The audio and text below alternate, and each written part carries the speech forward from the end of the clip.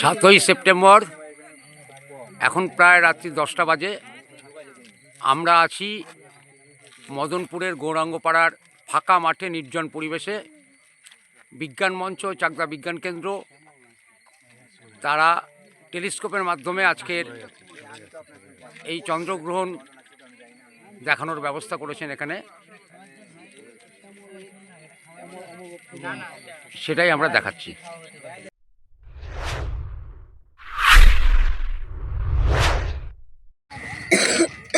নমস্কার সকলের সাথে, সমাজের মাঝে এপি অকপট আছে।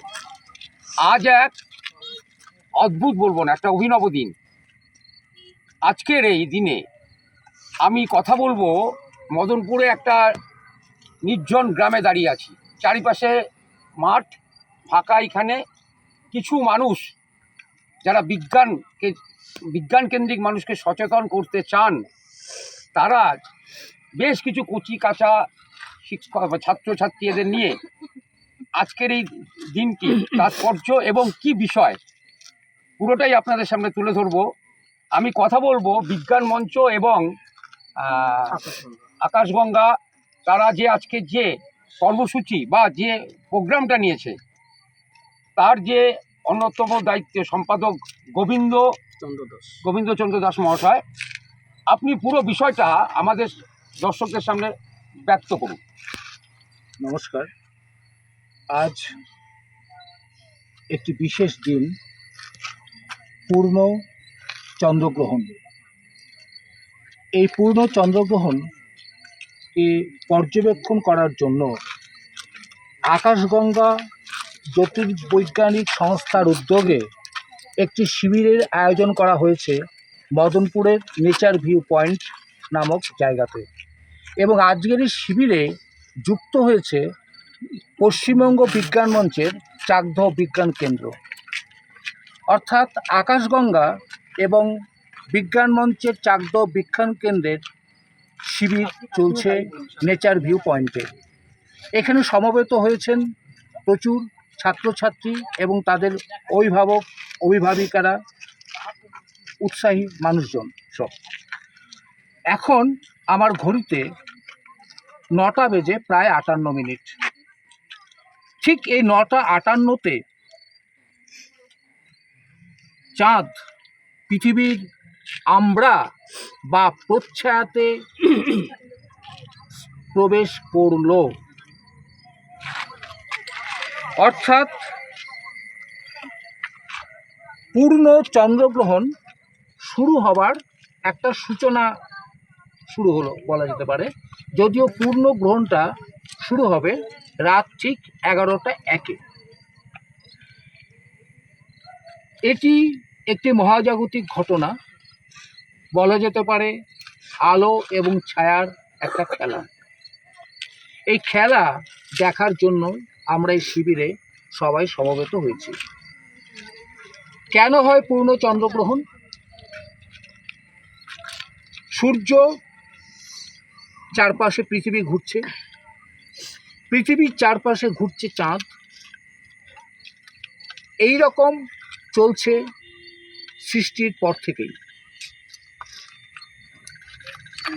চাঁদ যখন সূর্য এবং পৃথিবীর মাঝে চলে আসে, অর্থাৎ চাঁদ যখন সূর্য এবং পৃথিবীর সাথে এক সরলরেখায় থাকে, তখন চন্দ্রগ্রহণ তৈরির একটা সম্ভাবনা তৈরি হয়। তবে সমস্ত পূর্ণিমাতেই কিন্তু চন্দ্রগ্রহণ হয় না। এই চন্দ্রগ্রহণ হবার 3টি গুরুত্বপূর্ণ শর্ত আছে। প্রথম শর্ত হলো সূর্য, পৃথিবী এবং চাঁদকে একই সরলরেখায় থাকতে হবে, এবং চাঁদ থাকবে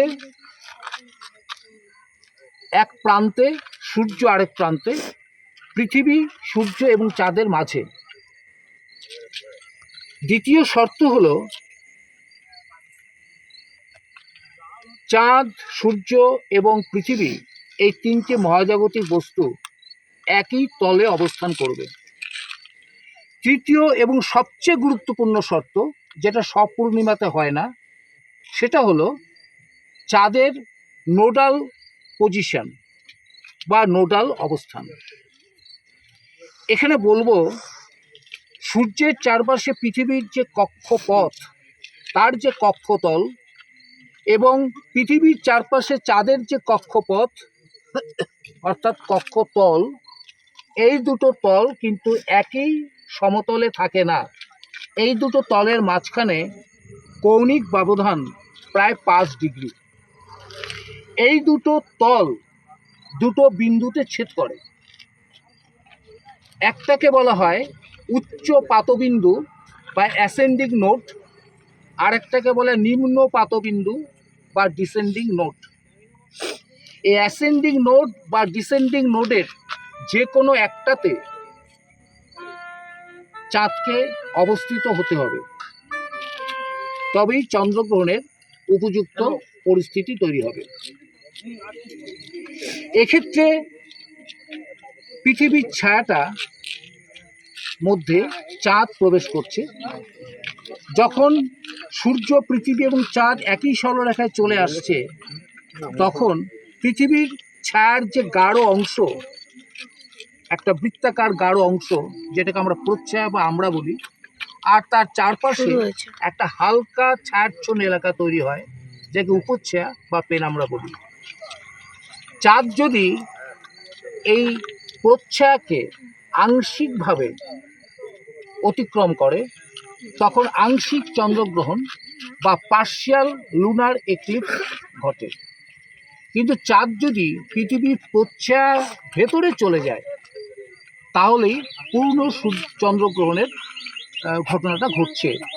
অর্থাৎ এই ক্ষেত্রে পৃথিবীর ছায়ার সবচেয়ে গাঢ় অংশটাই চাঁদকে ঢেকে দেয়, যার ফলে চাঁদের উজ্জ্বলতা অনেকটা কমে আসে আমাদের কাছে। এবং পূর্ণ চন্দ্রগ্রহণ শুরু হবার কথা আজকে 11টা 1-এ, পূর্ণ চন্দ্রগ্রহণ শেষ হবে 12টা 22-এ, এবং সবচেয়ে ভালো সময় হলো 11টা 42 মিনিট।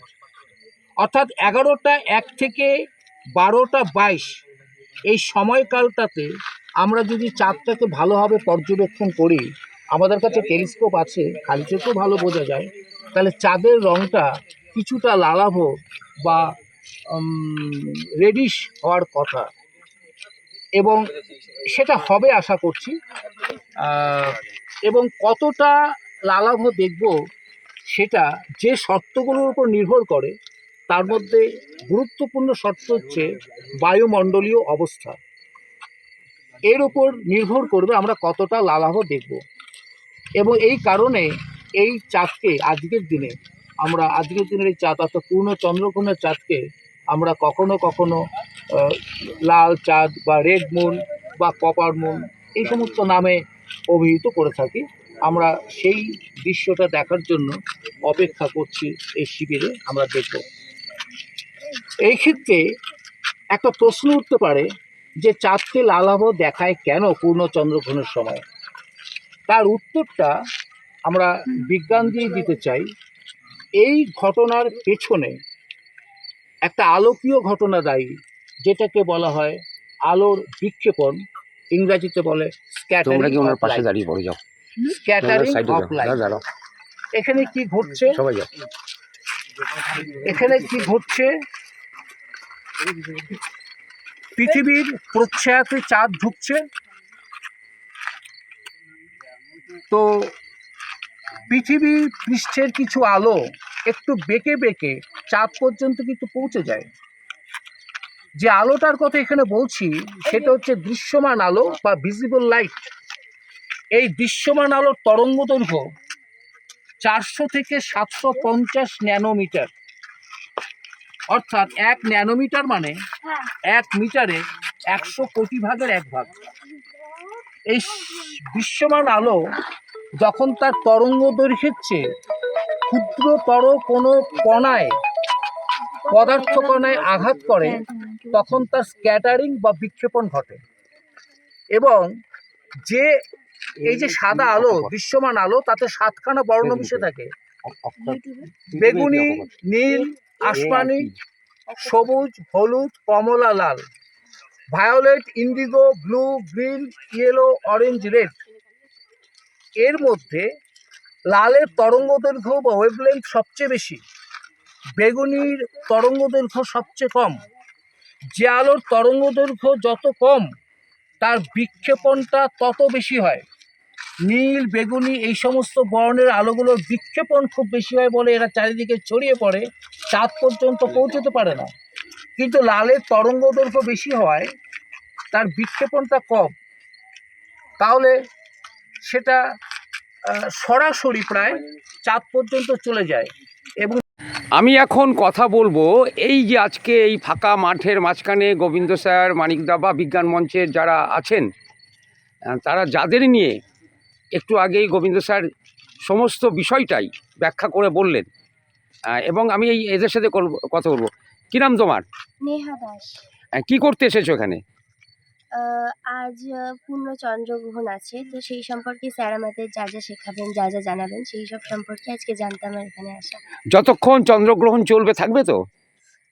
সেটা সম্পর্কে আমি বলতে পারছি না, কারণ আমার শরীরটা তেমন ভালো নেই। আমার যদি শরীর খুবই খারাপ লাগে তাহলে আমায় চলে যেতে হবে। স্যার এতক্ষণ ধরে যা যা বললেন সে তার থেকে কিছু অনুভব করতে পেরেছো?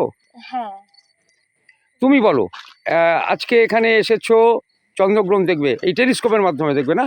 হ্যাঁ, হ্যাঁ। হ্যাঁ, তো কি কি কি জানতে চাইছো বা কেন দেখবে? কারণ এর বিষয়ে জানার আমার অনেক আগ্রহ আছে। এই বিষয়ে ঠিকঠাক জানার আমাদের এখন পুরোপুরি হয়নি সম্পূর্ণ। সে বিষয়ে জানতে এখন কোন ক্লাসে পড়ো? নাই।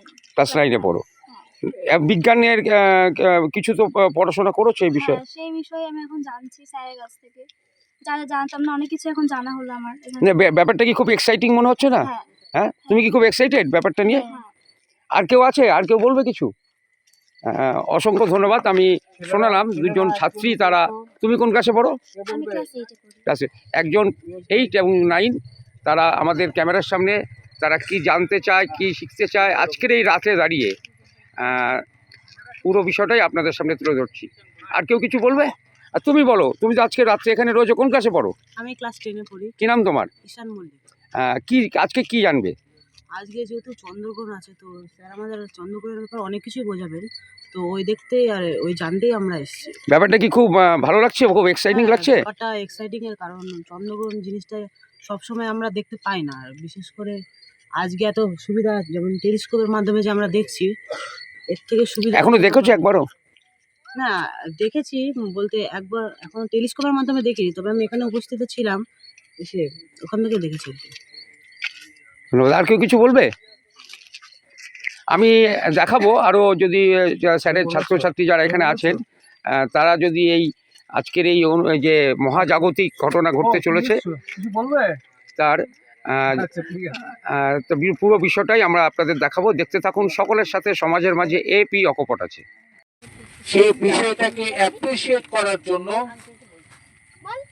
এবং তিনি যাতে আরো বেশি বেশি করে এই সংগঠনের প্রতি তার ডিভোশন দেখাবার প্রেরণা পান, এই সমগ্র বিষয়টাকে মাথায় রেখে আমার তরফ থেকে তাকে একটা মেমেন্টো দিয়ে পুরস্কৃত করছি।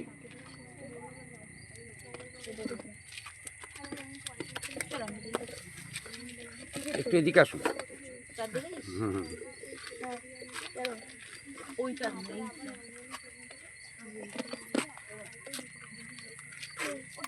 একটু ক্লোজে আসুন।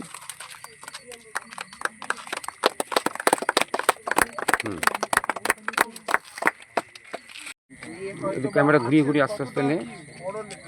বড় লেভেল না, আমার নরমালি দরকার, যাতে একটা কোনো মাস্টার ফাস্টার যোগাযোগ হয়, যাতে আমি আমাদের আমার তো কাকাই হয়।